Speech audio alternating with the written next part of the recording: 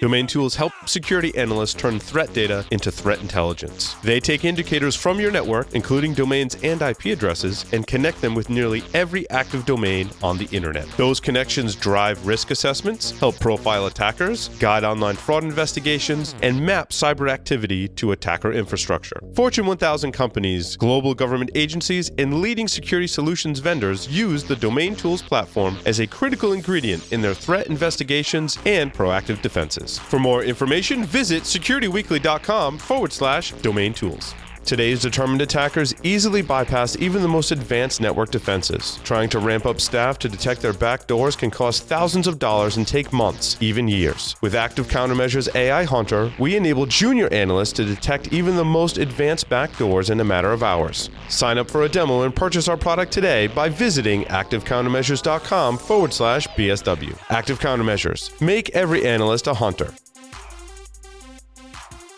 All right, well, welcome back. We had a little bit of a break there, and there's a lot of excitement and buzz for our next guest, Jonathan Pritchard. Jonathan is a business consultant, and he specializes in the psychology of communication, negotiation, influence, and sales. In other words, he's our new best friend in security because we need all of these things. And he spent 15 years traveling the world as a mentalist. He works with some pretty impressive name companies, helping them engage better. And as Paul is definitely going to bring it. He's got a tremendous background in Kung Fu, and he can tie all of this together for us. So we're real excited because this is part of our performance and our personal improvement segment that we're going to keep bringing to you. So Jonathan, welcome to Business Security Weekly, and thanks for joining us. Hey, glad to be here, man. Thanks for having me. Paul is excited. I was excited, and Paul's excited. So we're all excited. I saw that Jonathan studied Kung Fu, and then we got talking, and then it went really off the rails. We had a Kung Fu nerd out session. So it was good. I hope we recorded some of it. It'll be good outtakes. All right. So Jonathan, we start with this in terms of being a mentalist, being a mind reader. What does that mean? Right. That's kind of one of the first questions is, what exactly is a mentalist and why should I care? So basically, to me, a mentalist is kind of like a magician that graduated to mind reading tricks, but it's not that I'm psychic or I've got the special mojo. It's just that I'm a really good communicator and I know how to manage information that the audience sees and doesn't see to make it look like I can read minds. So it's just applied psychology and leveraging information at the right time, and to do that to an effect, right? Make people believe I can get inside their heads and know exactly what it is that they're thinking, but I'm not psychic. Is that something that you had a knack for and then polished up, or was it something you saw someone else do and went, "Oh, I'm going to go learn how to do that"? Well, a little column A, a little bit of column B. I kind of started out when I was a kid with magic tricks because I was super shy, and it was an easy way for me to start conversations with people and make friends. And there's kind of tricks with, excuse me, there are tricks with playing cards, tricks with cards, and then there are these mind reading tricks. And those always seem to freak people out. You could find somebody's playing card, okay, that's fun, but telling them what street they grew up on, that's terrifying. And that was interesting to me. And then over the years, got better and better at it. And then in college, got interested in understanding not only how these mind reading tricks work, but why they're even possible in the first place. And then that sent me down just a lifelong rabbit hole of understanding motivational psychology, how we fundamentally understand and interact with reality through our senses and our precognitive processes that dictate what we're even aware of in the first place. Like, it just goes all over the place because it is a fundamental human process, right? So this isn't just some kind of psychological research that only applies to this one group. It's all human beings across the board. Now, Jonathan, when I think of a mind reading trick, I think of the person who has an earpiece, and then there's another person with Google like behind the curtain, like feeding them information. So, I mean, give us an example of what would be like a mind reading trick and kind of how it works. And obviously, right. Well, magician means you're probably not going to tell us exactly how. Yeah, but that is one method, right? And that's called a hot reading, right? So the difference is, like, a mentalist is an honest liar. and they say, hey, I'm going to be lying to you on stage, but it's to effect and it's for the show and it's all for fun. And then we go from there. But if you're going to a tarot card reader or a spiritualist or a medium who has that earpiece or does the Google foo on you before you show up, right? You're paying money to get in touch with the spirits, and what you're really paying for is them to have Googled you, right? So that's fraud. So that's why, to me, it's a big difference between the legitimacy and honesty. So, like, a mind reading trick is, I have ways of making people think they've made the choice freely when it's really my plan that they're operating under. Right? So I can have a prediction in full view, like in an envelope, and then have them go through a decision-making process. And at the end of it, they feel like they were in control the whole time. But really, it was me navigating through all these branches of how they could possibly decide to do, and have an out for each one that eventually gets me to the outcome that I want. So basically, you're talking about a sales process. Exactly. And that's why it was blowing my mind, because for 15 years, I was traveling the world doing this stuff on stage, and I was using the applied psychology to make people laugh and forget their problems for an hour. But then I started looking into business and business gurus and all these business books, and they're all talking about the psychology of sales from this story about something that happened to somebody else that they probably made up, right? Or they're talking about this psychological research that falls apart when you try to replicate it. And I was like, wait a minute, I know these principles better than these guys. And not only that, I've been using them in my own business to travel the world, perform in Vegas, consult with Chris Angel, do all these kinds of things. And I can show them in the context of a presentation, involve the audience in a way that they experience it firsthand, in a way that they literally can't forget for years. Right? So what are you going to remember more? The story some business guru told you about that happened to his grandpappy back in the day, or experiencing it real time and going, no, I know that guy. We sit together and I know he wasn't a stooge. He wasn't a plant. That wasn't something you can find on Facebook. And that Jonathan guy read his mind and then showed us the techniques of how it all worked and how it applies to business in the sales process, designing your website. It's all just human communication. That's all it is. That's why it applies in so many different domains and why it's so useful. It's so timely, too, because I'm actually taking some of these concepts I've learned about sales process and business from Michael and our guest and Michael's reading recommendations and applying them to a talk to social engineers and talking about how social engineering is the same, similar fundamental concepts and how to apply those to your business and how to apply those to your interpersonal or inter-office communications, so that you can be a more effective leader or have better relationships at work and teach other people how to, be leaders. So that's awesome. Exactly. And that's the whole thing. A magic show, a mind reading show, any kind of presentation is social engineering. As the presenter, you have to navigate and lead a whole room full of people through an experience that you've designed. If you leave it up to chance, you're going to be an awful presenter. So you have to understand exactly what effect do I want to have on the audience? What do I want them walking away with? And then walking that backwards to build your strategy of how am I going to get to that end point? And then you define the effect, then figure out your methods and strategies. Then you practice so that at showtime you can execute, right? But I've designed this experience and I've been through my show a couple thousand times. And the volunteer, this is the first time they're experiencing this dynamic. So they may think of something funny and witty to say, but chances are I've heard it 900 times before.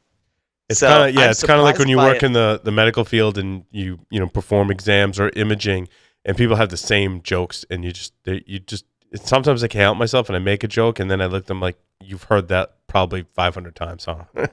Exactly. And for me, I love it in the context of a presentation or a show because the first time I hear a new joke, I'm surprised by it and I can laugh.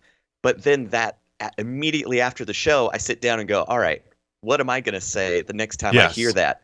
So then the next time it happens, I've got that right there and it makes me look like a genius. Mm-hmm. Boy, he is just so fast on his feet. He's Such so quick-witted. quick. Yeah. It's like, no, I've just been in exactly this dynamic a lot more than you have, so I've got more experience with it. That's why I don't understand why hecklers try to battle comedians. It's like, listen, guy, you are not equipped to be in this situation. Good luck going down in flames. Right.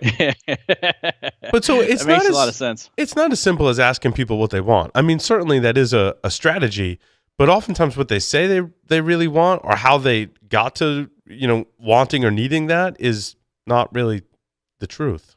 Right. Or reality. And it really is the worst way to put together your offerings or whatever because people have a problem. Well, they don't actually have that problem.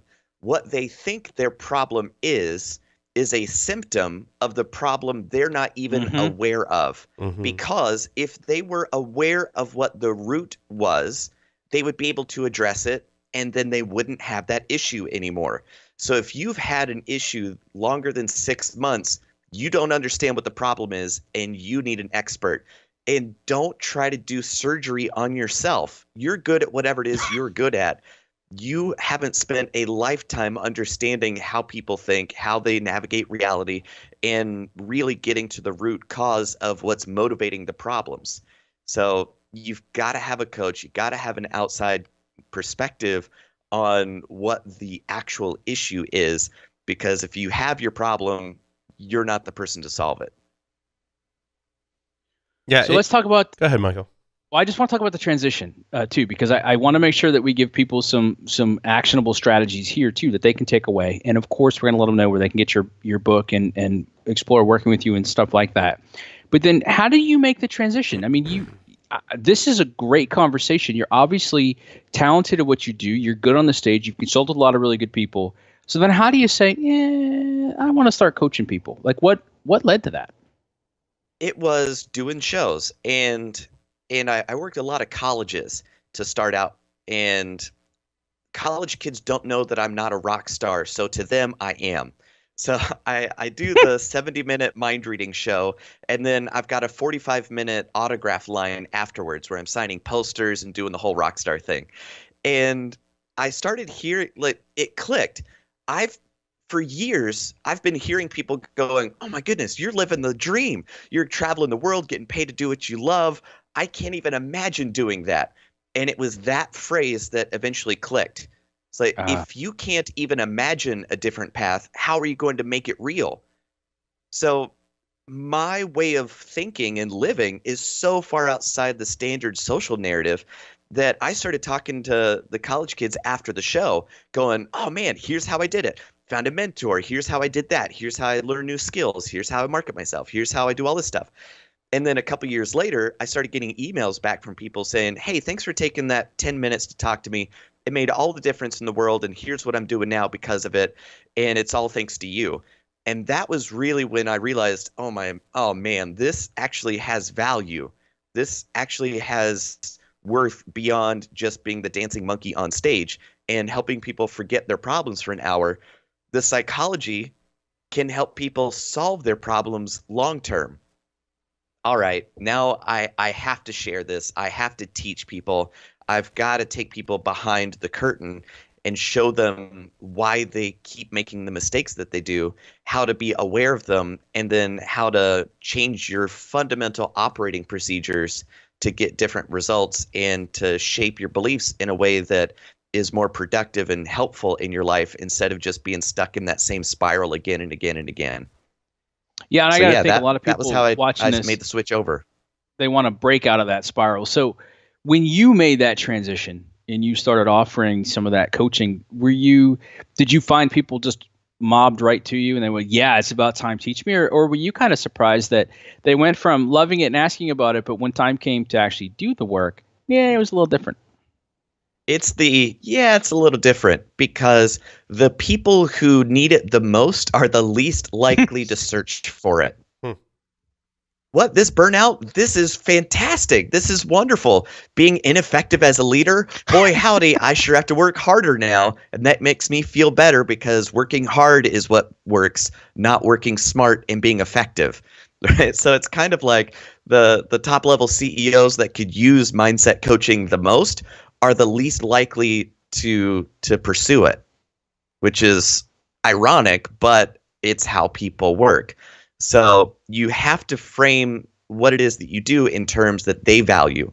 Do you want to be more awesome? Do you want to be more respected? Do you want to work less? And they're like, yeah, right? Well, the way to do that is stop being so awful. You are a horrible person. You're horrible at your job. You're bad at leadership. You are the problem. Your employees aren't the issue. Your sales process isn't necessarily the issue. It's you allowing it to be the issue that is the root of the problem. So how about you stop being awful? I'll show you how, right? That's not going to work. that doesn't really engender a lot of love and loyalty to people. No, I bet it doesn't. So then how do you reach people? How do you get started? And somebody who's kind of thinking about this right now, because let me ask the question differently. I think a lot of people who are in security say, wait, hold on though. I just got promoted to a position of leadership and now you're telling me I should go get help? No, they just hired me. If I go get help, isn't that a signal I'm a failure? How do you help people get over that to realize, no, actually, this is the sign of success? Yeah, getting help and training yourself makes you so much more valuable to the company. It's that old thing of kind of like a top level down. They think, well, what if I train my employees and get them up to rock star level and then they leave? Well, the only other option is, what if you don't educate them and they stick around? Now you got a whole company full of people who can't do their job well. So taking the initiative to work on your own skills on your own time is one of the best things you could possibly do, because that is one of the few super positive signals to leadership that you're worth investing in. Because why should I invest in your well-being if you won't even do it yourself? Because I can't push you to do it, but if you show me that you're coachable, I'm going to go on for hours coaching you because I know that my knowledge and experience will be put to good use. But somebody who thinks they're already good enough, you can't teach them anything. Their cup is already full, right? You got to pour it out before you can fill it up again. So taking the initiative to teach yourself is the best thing you can do for your work, for your company, for yourself, your relationships, because no amount of business tactics or business strategies are going to solve personal issues that manifest themselves in your job and life. And that's what every problem is, a personal issue. It just happens to be a personal issue showing up at work. That's all it is. So everybody needs a coach. Everybody needs training. Everybody needs help. And the people who wake up to that fact are the people who make the most out of their life. I completely agree with that. I was just going back in my head with people that I've worked with. Yep.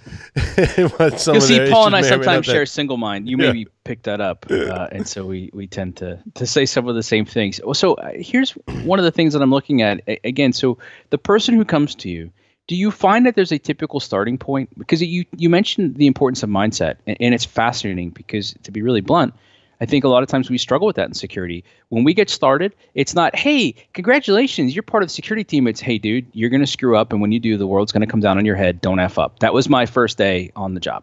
When you screw up, it's going to really suck for you. And if we look at, kids, we tend to motivate kids with praise, and we show them the pathway.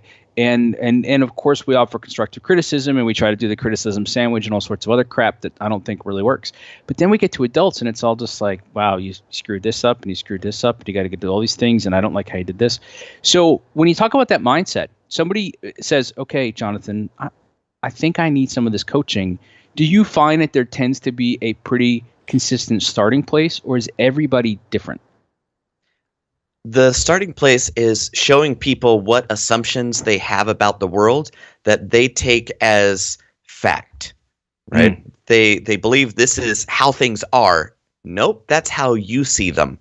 So it's really cool that you brought up the kids, because that's when all this stuff is installed, right? If you've been around children long enough, they just talk nonstop about nothing, everything. Yes. They just will never shut up, right? So that constant stream of narrative is just unending.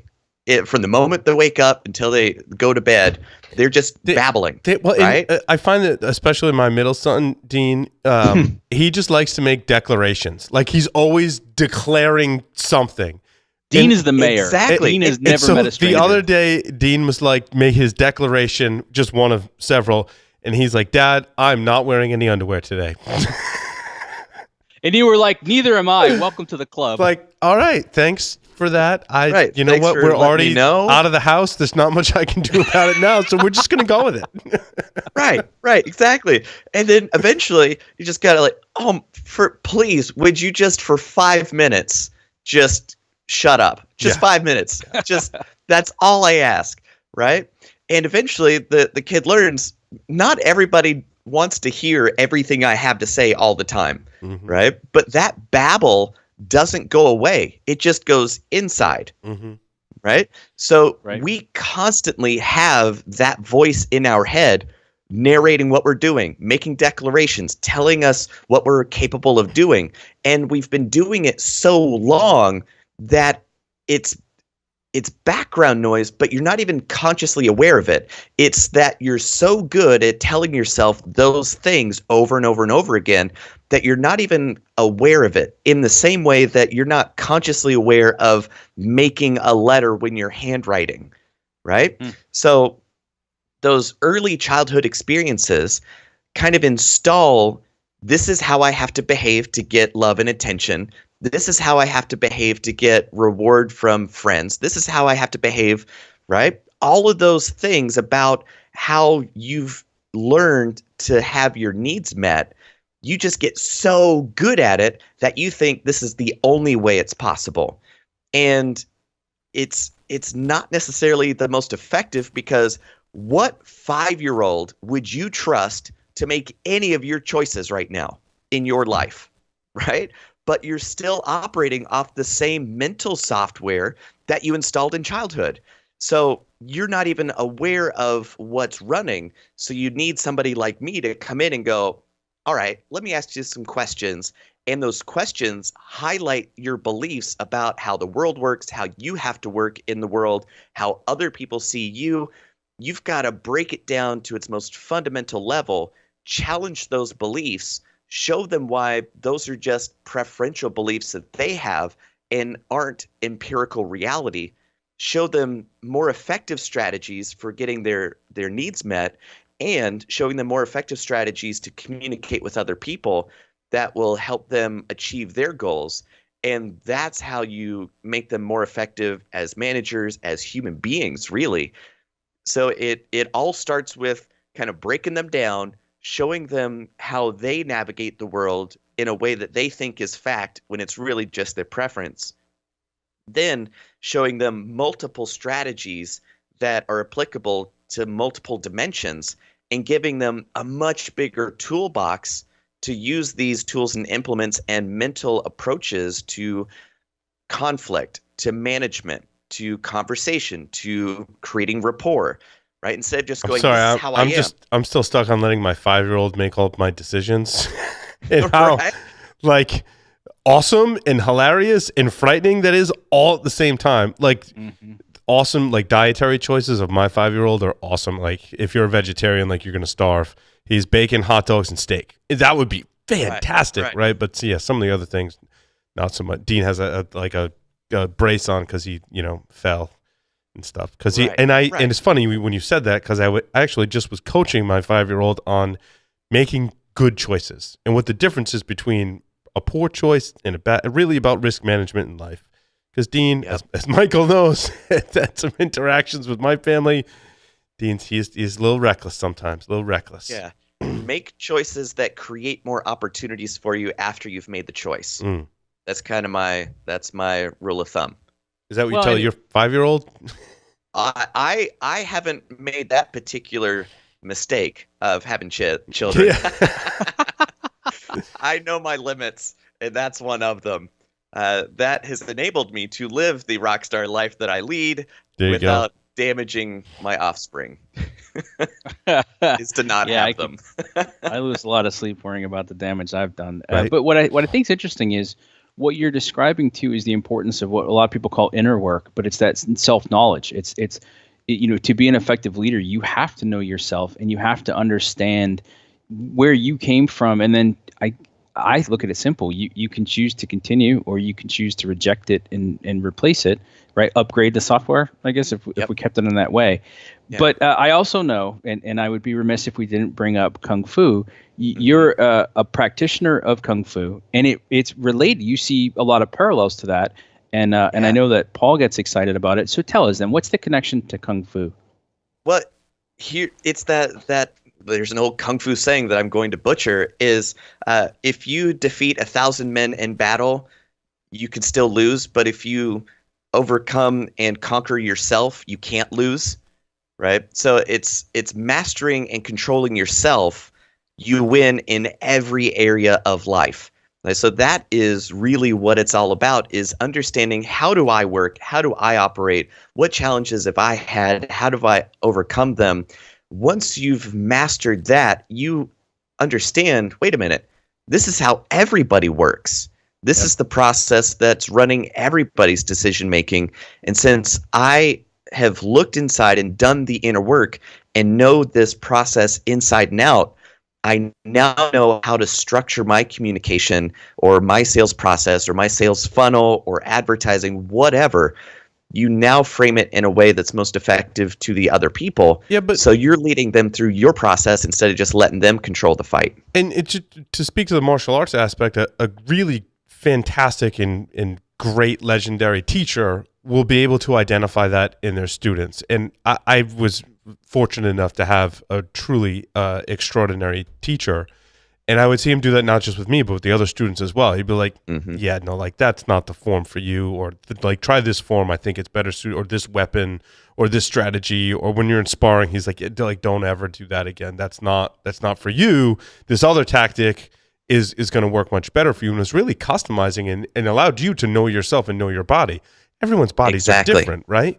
And so knowing where your strengths and weaknesses are was a large part of studying with a true art and a true master, right? Exactly. So to me, martial arts and self-defense is just the art of having personal boundaries and being able to enforce them, right? That's integrity. If you don't have boundaries, people will walk all over you and not think twice about it. And then people who are used to walking all over you, the moment that you get boundaries, they run into your boundary. They hurt themselves on your integrity and then blame you for hurting them when it's really their bad behavior that created the situation in the first place. So it's having that integrity and that structure and that ability to maintain that structure in the context of a dynamic situation.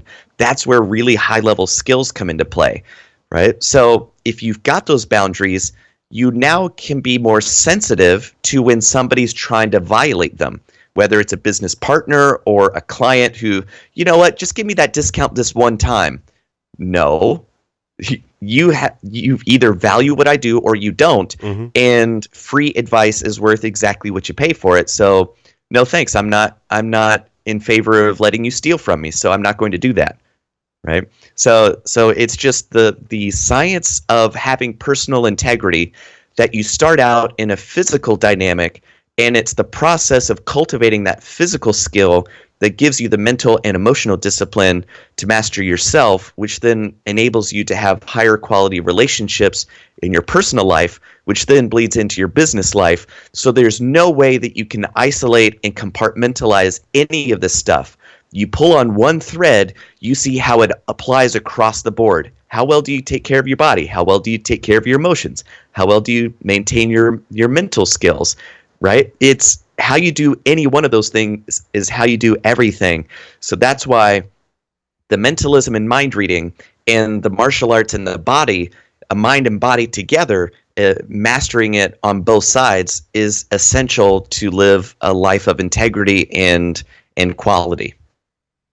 So tell us about your book then, because you've got me fired up, and this is stuff I love. Paul will tell you. I mean, everybody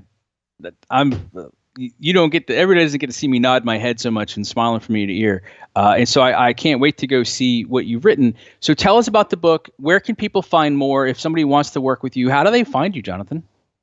Gotcha. Well, thanks for letting me be a shameless plug hound.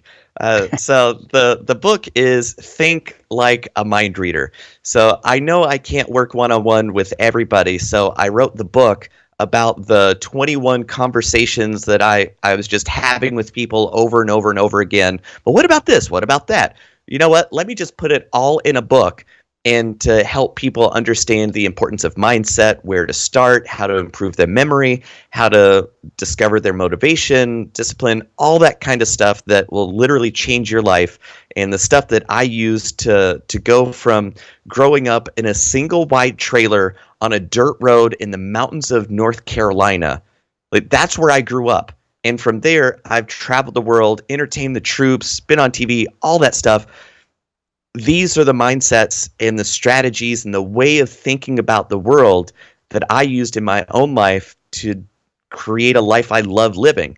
So that's what I put into the book, Think Like a Mind Reader, which is available on Amazon. So that's the place to order it. There is not an ebook version of it because the book itself you can use to fool your friends and use as a mind reading trick, which you can't do with an ebook version. So that is such a big part of helping people understand how other people think, because once you can do a magic trick and pull it off well, you start to understand all the aspects of communication, the body language, the timing, the voice, the script, your physical actions, all of that work together to communicate. So that's in the book too.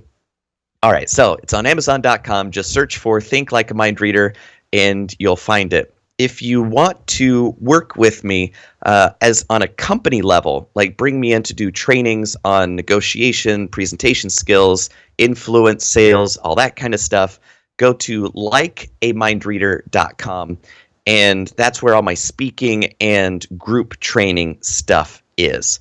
So that's the best place to find me, and you can find me on LinkedIn, on Twitter, all that good stuff. But likeamindreader.com is kind of my central hub, and from there you can just go down the rabbit hole forever.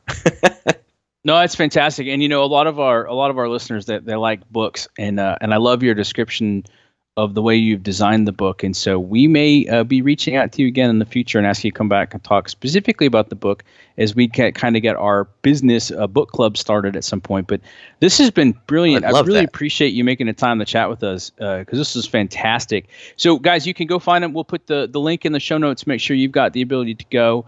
And if you reach out to Jonathan, let us know how you like that. Jonathan, let us know if anybody reaches out to you.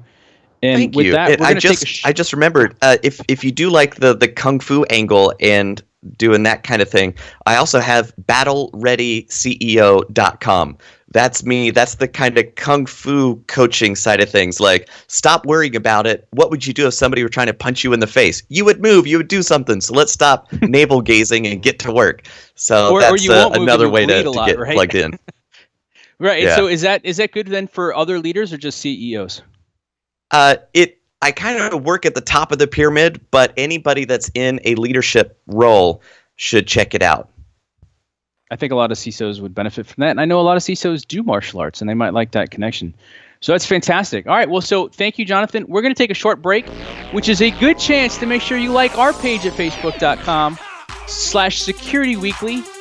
We like the likes. It makes us feel a little bit better. And then you can keep informed of our live broadcast. You can even ask questions if you're watching us live. I promise we'll answer them. And we'll be back in a minute with our innovation updates, including the big move Microsoft just made today.